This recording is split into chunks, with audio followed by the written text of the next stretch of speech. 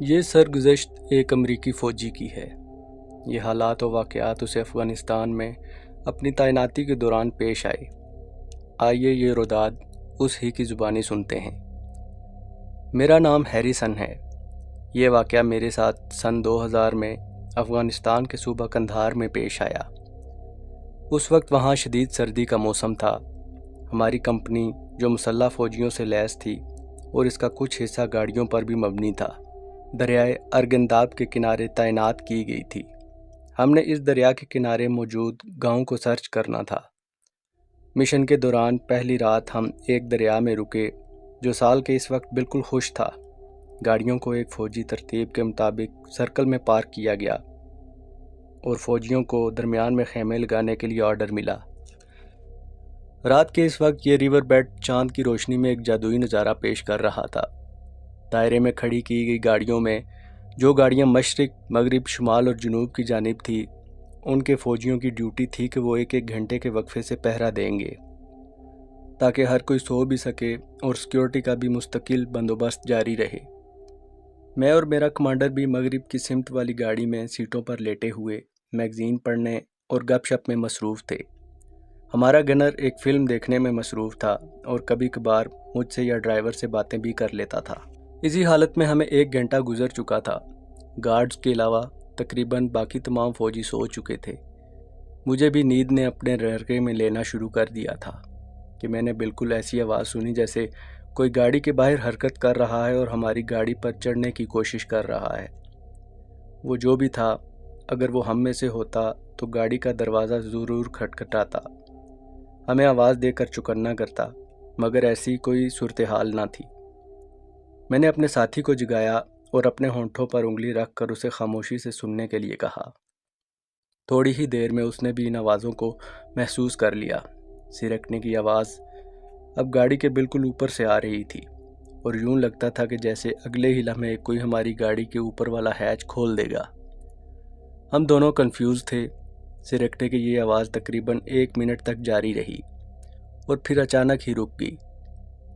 یہ آواز جیسے ہی رکی، اس سے اگلے ہی لمحے میں نے تیزی سے اوپر والا ہیچ کھولا اور ارد گرد کا بغور جائزہ لینے لگا۔ میرا خیال تھا کہ ہیچ کھولنے پر کسی شناسا چہرے کا سامنا ہوگا، مگر وہاں پر کوئی نہ تھا۔ ارد گرد پہاڑوں پر مکمل سکوت اور سناٹا طاری تھا۔ میں نے اپنے حواس بحال رکھے اور گاڑی کے اوپر چڑھ کر ڈرائیور کی نشست والا ہیچ کھولا۔ ڈرائیور اپنی جگہ پر موجود گہری نیند سو رہا تھا۔ میرا ساتھی بھی دروازہ کھول کر باہر نکل آیا اور آواز کا کھوج لگانے لگا۔ اس پراسرار سرکنے کی آواز نے مجھے بے چین کر دیا تھا اور اس کا یوں اچانک رک جانا اسے مزید پرتجسس بنا رہا تھا۔ میں اپنے گاڑی سے پیچھے رکی ہوئی گاڑی کی طرف بڑھا اور ڈرائیور سائیڈ کی ونڈو کو جا کھٹکھٹایا۔ دوسری دفعہ کھٹکھٹانے پر اس گاڑی کے ڈرائیور نے شیشہ نیچے سرکایا۔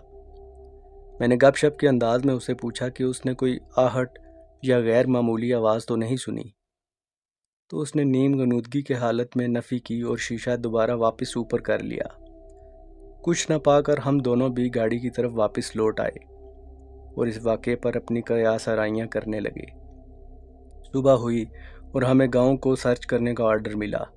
ہم نے معمول کی کارروائی مکمل کی اور یوں یہ دن گزر گیا۔ ہمارے پڑاؤ کی آج یہ دوسری رات تھی۔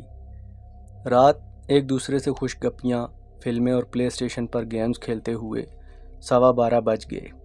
آہستہ آہستہ سب اپنی گاڑیوں کا رخ کرنے لگے اور پھر رات کے 1 بجے مکمل سناٹا چھا گیا۔ آج تھکن کے باعث میں بھی جلدی ہی سو گیا۔ مجھے سوئے زیادہ دیر نہیں گزری تھی کہ مجھے باہر کسی کی آہٹ محسوس ہوئی۔ میں نے آواز سے توجہ نہ ہٹائی۔ گھڑی پر وقت دیکھا تو 1:30 بج رہے تھے۔ یہ قریباً وہی کل والا ہی وقت تھا۔ میں بغور آواز کو سنتا رہا۔ آواز ہماری گاڑیوں کے دائرے کے مرکز سے آ رہی تھی۔ یوں محسوس ہو رہا تھا جیسے کوئی چیزوں کو الٹ پلٹ کر دیکھ رہا ہو۔ مزید انتظار کیے بغیر میں اپنی گاڑی سے نکل آیا اور آواز کی سمت بڑھنے لگا۔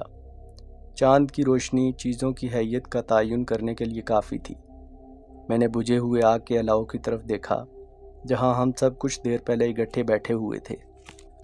چاند کی مدھم روشنی میں بس اتنا ہی دیکھ سکا کہ وہاں پر ایک شخص بیٹھا ہوا ہے اور آگ کے انگاروں کو الٹ پلٹ کر دیکھ رہا ہے۔ اس وقت رات گئے اپنے کسی سولجر کو باہر دیکھ کر حیرت ہوئی۔ روشنی ناکافی ہونے کی وجہ سے اس شخص کا حیولہ ہی نظر آ رہا تھا، اور حیولے کی وضاحت بالکل میرے سارجنٹ جیسی تھی۔ میں نے دور سے سارجنٹ کو پکارا مگر اس نے کوئی جواب نہ دیا۔ میں نے اسے دوسری اور پھر تیسری بار پکارا مگر وہ خاموش رہا۔ پکارتے ہوئے میں اس کی جانب بڑھتا رہا، لیکن اب میں محسوس کر رہا تھا کہ جیسے جیسے میرے اور اس کے درمیان فاصلہ کم ہو رہا تھا، اس کا وجود ایک شبیہ بنتا جا رہا تھا۔ میری رفتار مزید تیز ہو چکی تھی، لیکن الاؤ تک پہنچتے ہوئے وہ شخص شبیہ اور شبیہ سے ہوا کے جھونکے کی طرح غائب ہو چکا تھا۔ میں تعجب کی حالت میں بہت دیر وہاں رکا رہا، اور جو میرے ساتھ پیش آیا اس کی معقول وجہ یا وضاحت اپنے ذہن میں تلاش کرنے لگا۔ وہ جو کچھ بھی تھا وہاں سے یوں غائب ہوا جیسے کہ وہاں موجود ہی نہ تھا، لیکن انگاروں کو دیکھ کر یہ ضرور کہا جا سکتا تھا کہ کسی نے ان کو الٹا پلٹا ہے۔ اپنی حیرت لیے میں واپس گاڑی میں آ بیٹھا اور بہت دیر بعد سونے میں کامیاب ہوا۔ اگلی صبح میں جلدی اور قریباً ہذیانی کیفیت میں سارجنٹ کے پاس پہنچا اور اس سے پوچھا کہ کیا کل رات گئے الاؤ کے پاس آپ اکیلے بیٹھے رہے تھے؟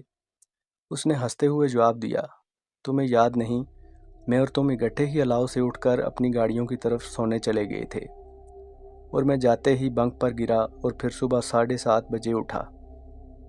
مجھے سوچوں میں گم دیکھ کر اس نے کہا، بولو کیا بات ہے؟ لیکن جس آنکھوں دیکھے واقعے کی میں خود کو وضاحت نہ دے سکا، اس کو کیسے بتاتا؟ کسی کام کا بہانہ بنا کر میں نے سارجنٹ کو ٹال دیا اور اپنی گاڑی کی طرف لوٹ گیا۔ یہ دن ایک اور گاؤں کی تلاشی میں گزر گیا، لیکن پورا دن یہ واقعہ مسلسل میرے ذہن میں گردش کرتا رہا۔ ہم نے 5 دن اسی خشک ریور بیڈ پر ہی پڑاؤ کیے رکھا۔ اب ہر رات سونے سے پہلے مجھے گزشتہ راتوں کے واقعات یاد آتے تھے، لیکن مزید ایسا کوئی واقعہ رونما نہ ہوا۔ میں وطن واپس آ چکا ہوں، لیکن اکثر اب بھی اس واقعے کو یاد کر کے بے چین سا ہو جاتا ہوں۔ میں نے یہ حیرت انگیز واقعہ اپنی بیوی اور قریبی دوستوں کو سنایا۔ شاید اپنی حیرانگی اور اس واقعے کی وضاحت میں ان کے جوابوں میں ڈھونڈنا چاہتا ہوں۔